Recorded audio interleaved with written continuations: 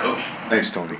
You forgot to tell them to be very loud, too. Okay, so I think they figured that part out. we need them to be there and be packed and be loud. After reviewing some of the tape from this past Saturday, I thought we made some improvements in a lot of areas. Really, again, impressed defensively. We had to defend many more possessions than we're used to. I'd say I think it was 15 or 16 possessions, and with that, we had 8 3-and-outs, 2 touchdowns, and set up another. So, pretty impressive performance defensively. Obviously, late in the first half there, giving them some first downs and giving them an opportunity to get the ball running. Had some penalties and gave up a couple scores there late. In general, there was a bit of sloppy play on both sides at the end of the first half and the beginning of the second, in particular offensively at the beginning of the second. But, overall did some really good things. I think there's a lot to build off of. Still more to improve on, and that's a good thing. We're still hungry, and nobody's content with what we're doing. We're looking forward to a great opportunity here this week with a Florida team that we know is always extremely talented, very good team, team we're used to playing for a long time, being on our side and coming back here. So we're looking forward to getting back home. That was a bit of a challenging road trip this past week with all that's going on at Vanderbilt, but I thought our players handled it very well. And especially with the way we came out and started so fast, and it's a good example of what we can do when we put all phases together for good periods of time. So that was a great start to the game. But getting back to Florida, a team that's a very, very good team. They're always talented and well coached. You all know that. They've been dominant on the defensive side of the ball, first in the SEC. I think they're giving up less than, I think it's 2.9, less than 3 yards per rush, not giving up very many yards at all in the pass game. So been very dominant defensively and offensively very efficient. They are going to do what coach does, that starts with them being a physical football team and being committed to the run game, and then booting and play action and things of that nature off of the run game. So, again, a great challenge, and looking forward to getting home. And we need the crowd packed, and we need them loud. It's going to be a big SEC East game, and looking forward to that challenge. Questions? Mark, obviously the last 2 wins over Florida were so emotional, right? Moments for the program. Obviously every year is different, but is there some sort of edge that you guys feel like after those 2, you guys have the edge in that series? Is it confidence? Or No, I mean, I mentioned last week, when they talked about them beating us in the year before, it really doesn't have any bearing on that game. If it does for our players, if they come in locked in early in the week, then that's the way I expect our team to be anyway. We're playing Florida, you know it's going to take a great effort. We're playing at home. We should have a great sense of pride, and I think there's that term that we use a lot in our program is that divine discontent. We know there's more out there. We know we can play better, and that ought to be our motivation. Mark, you mentioned the crowd. The last time Florida played here, I think they had 8 legal procedure penalties. And I think a very sustained and loud crowd played a role in that. Do you worry that a new crowd just has a hard time getting to that level? I have great confidence in the people of Kentucky that can get up very early and pound some beers.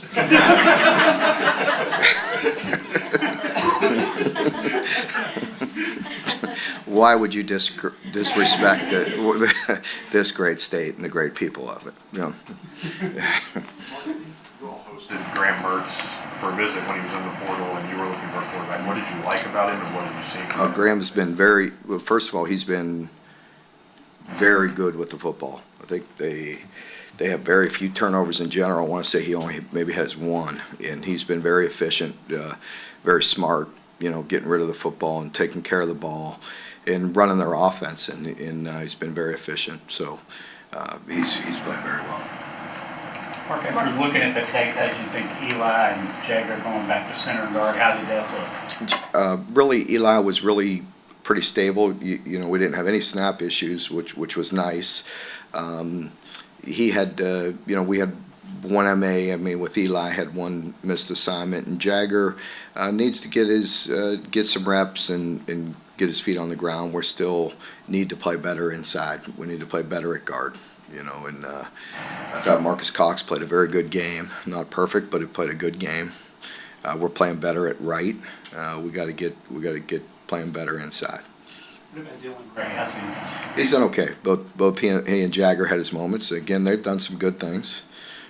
Both played different positions. You know, with Jagger playing center and Dylan, you know, playing a lot of tackle early in the season. They're playing inside out of well, they're playing different positions out of necessity, and both need to grow and continue to get reps. I have confidence in both of them, but we need to play better. Is Cam still same situation with Dorsey? Yeah, we'll see. I have no updates on him at this point. You mentioned after the game just the kind of consistency in the run game. Is there a diagnosis of that problem? Like, I feel like you can, you know the path forward at least, sir? More plays and more carries. I think it was 5.4 yards per carry again in that game. It's not horrible, you know, and there was some really effective runs in there. And so, you know, we were 6.1 per play again. It's not awful. You know, we were really rolling again late. We defensively put a lot of subs in and gave up a late drive, but in the fourth quarter, I mean, we were, you know, after we sputtered a little bit, we came out really fast, came out good. You know, had a few possessions in there that, of course, there were some miscues, and then in the fourth we were rolling good. I want to say we were 11 yards per play, and wish we could have kept on playing, you know, and got off the field. I wish that had been one of our 3 and outs late, you know, but we gave up a 14-play drive in the fourth, I want to say, defensively when we had a lot of subs in. This week you got that fast start that you were looking for. What do you think is the key to sustaining that for all 4 quarters? Just, you know, the way we execute. You know, we came out and executed, no miscues. We were clean. We were aggressive. We mixed things up well. We got the run game going. Had the explosive run for the touchdown was really good to see.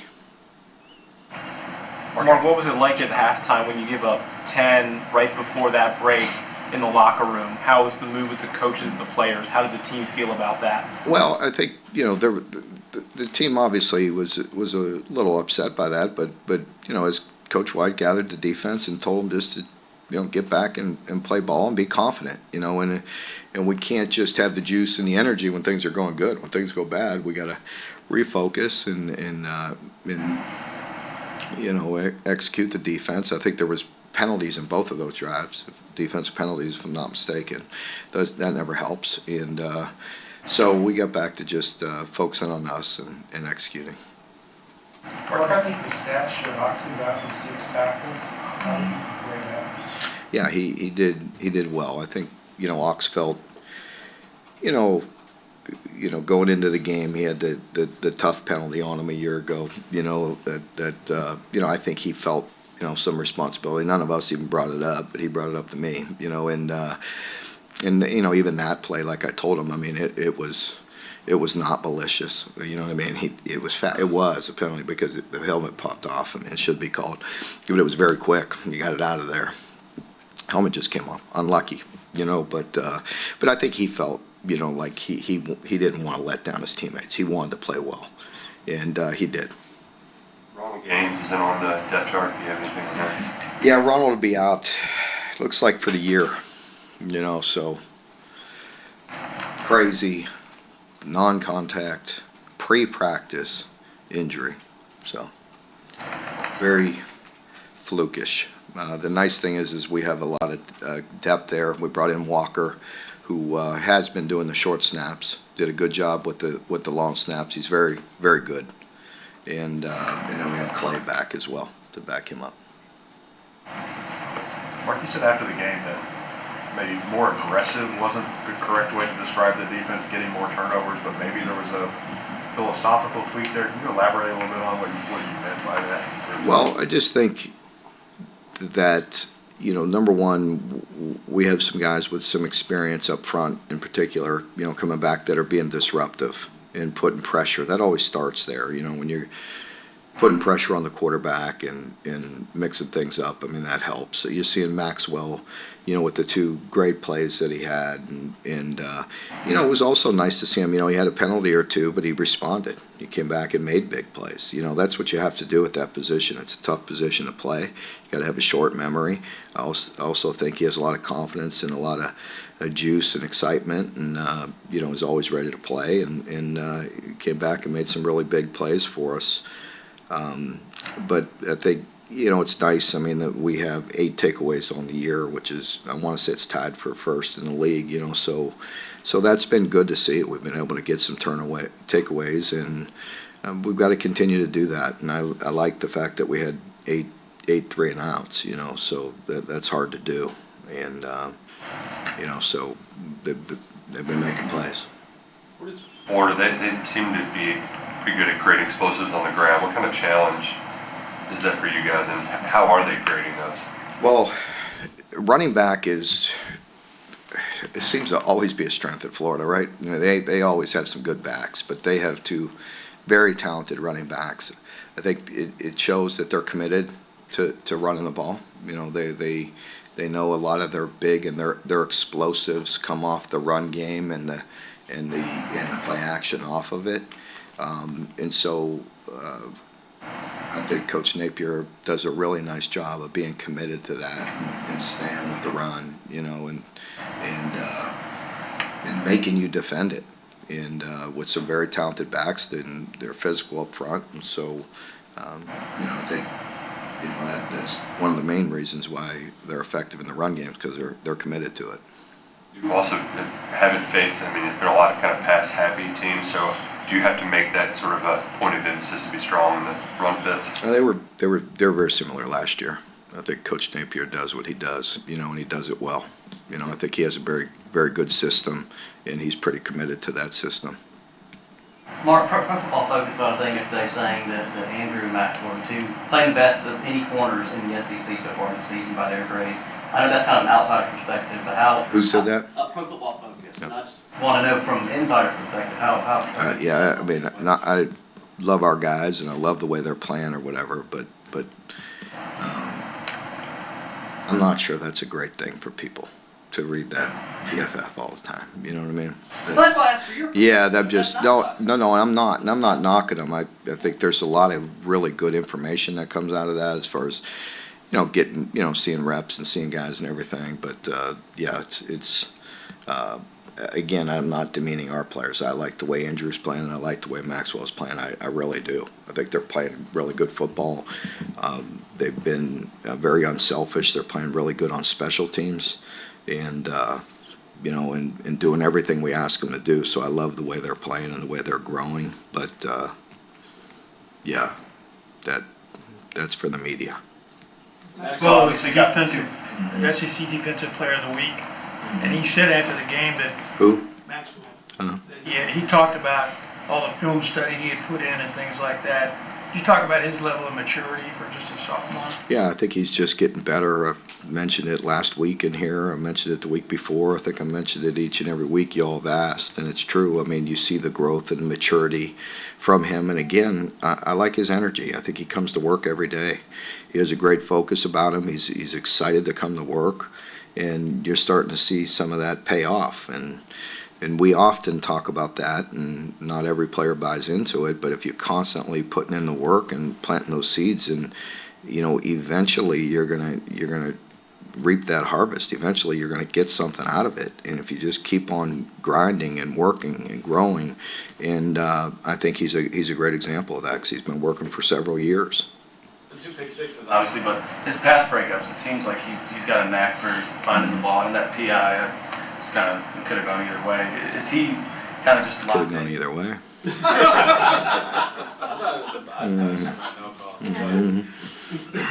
Does he have a certain knack for the ball, I guess, that he's found? Yeah, I like how aggressive he's playing.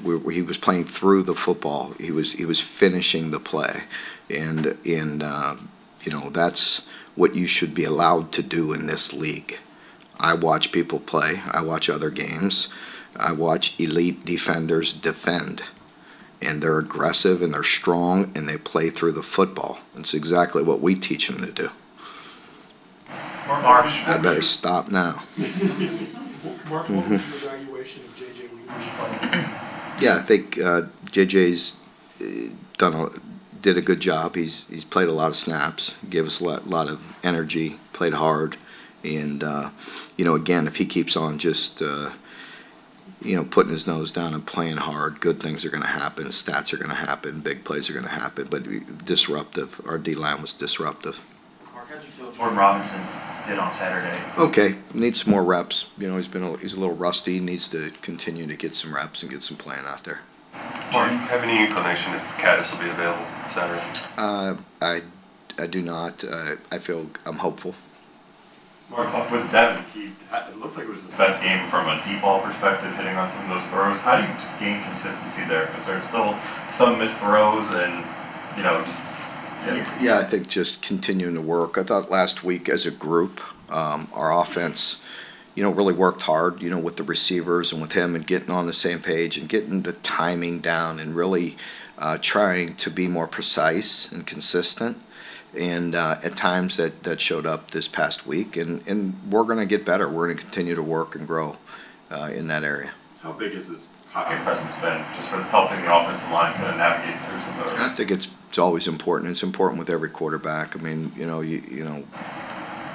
was going to say college, but you better say the same thing in the NFL. You all watch it. You got to have a great awareness and be able to buy some time. But whether it's subtle movements in the pocket or whether it's knowing when to escape and keep the eyes down the field and create. I think that's one of the things that Graham, you were asking me about Mertz earlier. I think he does a really good job with that as well. He's very good at moving and being crafty in the pocket, buying time. He will escape and run for effective yards, but he really does a nice job of getting outside the pocket to throw the ball down the field as well. Pearsall had a pretty impressive catch on Saturday for Florida. How do you, I'm not coach against that, but do you think at least going up against guys like Shepard last week helped get the corners ready for? Well, you got to get record, but you're ready. But that catch in particular, you don't get ready for that. That was one heck of a throw and catch. Short, or relatively tight window to throw that in and to go up and make that grab and pull it down like that was very impressive. And take a big hit on top of it. So he's a very good player, impressive. Mark, you noted earlier just how good Florida's defense is. Last year they were nowhere near this good in terms of numbers. What have you maybe seen this biggest differences on film from last season to now? They're always they're always big and aggressive. They got some playmakers and they're just playing good as a unit. Mark, you had to deal with Dean and the post-touchdown penalty, and I think Vandy got into variance had a little bit. It looked like, is there a maturity issue at play here with these young guys because they're dealing with a lot? I don't know if there's I wouldn't. You used the word maturity. I didn't, but is that acceptable? Absolutely not. And Dane was the first one after the game to tell that to me and to tell me he wanted to address the team on that, which that shows maturity to me because that's unselfish or what he did was selfish and he knows it and he knows I did not tolerate that. I addressed it last week. I'll address it again. We are not going to be a selfish football team in any way, shape, or form, and he knows that. He handled it quickly. He knows that was unacceptable, and he took responsibility for it, and he apologized to his team immediately after the game for it. Anyone else? Any other questions? Thank you.